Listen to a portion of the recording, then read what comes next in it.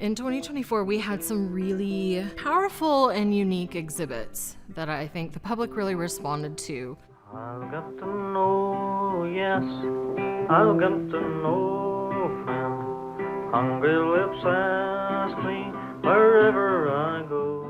An exhibit that we got from Curatorial, which was B.A. Van Cise's Children of Grass. And that was a really interesting look at poetry and writing through a photographic lens. A lot of famous writers and poets were featured, and they actually came to visit the exhibit, like Joyce Carol Oates and Harjo, Terrance Hayes, and they were very impressed with the exhibit, and B.A. Van Cise himself was very involved.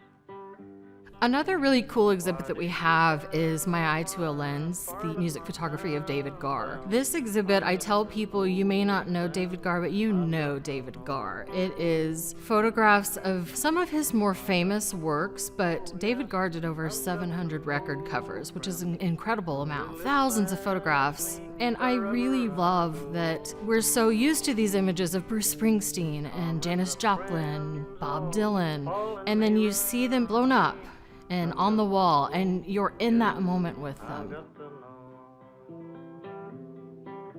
Another exhibit that I've been pretty excited about is Voices of the People, and it's 110 years of sociopolitical stickers. There are stickers from the late 1800s through today on display.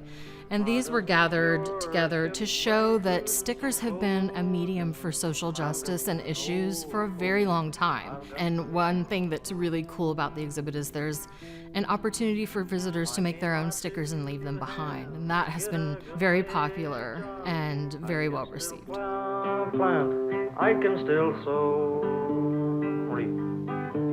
Why did your law book chase me off my good land?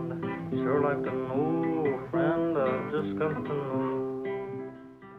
We have an initiative at the Woody Guthrie Center called Folk the Vote, and we rolled that out this year as a big election year, and basing off of Woody's tenets of it doesn't matter who you're going to vote for, but you need to be registered to vote because it's your right to be heard. And Folk the Vote very much embraces that. We don't care what party you are, we don't care how you're going to vote, we just want to register you to vote.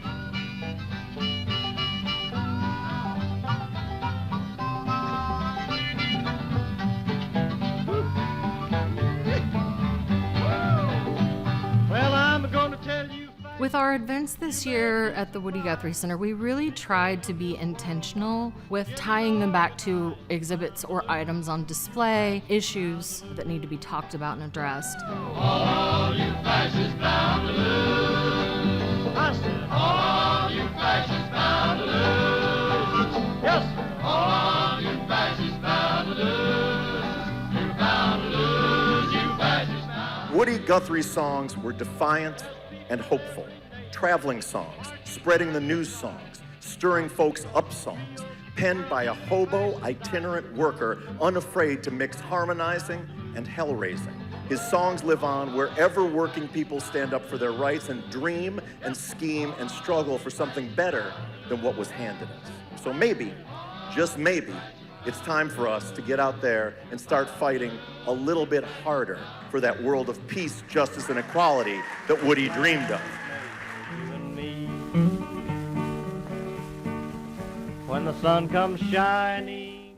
John Steinbeck said about Woody and his music that there is nothing sweet about the songs he sings, but there is something more important for those who still listen. There is a will of a people to endure and fight against oppression. I think we call this the American spirit. This land is your land, and this land is my land. From California to the New York Island, from Redwood Forest to the Gulf Stream waters. This land was made for you and me.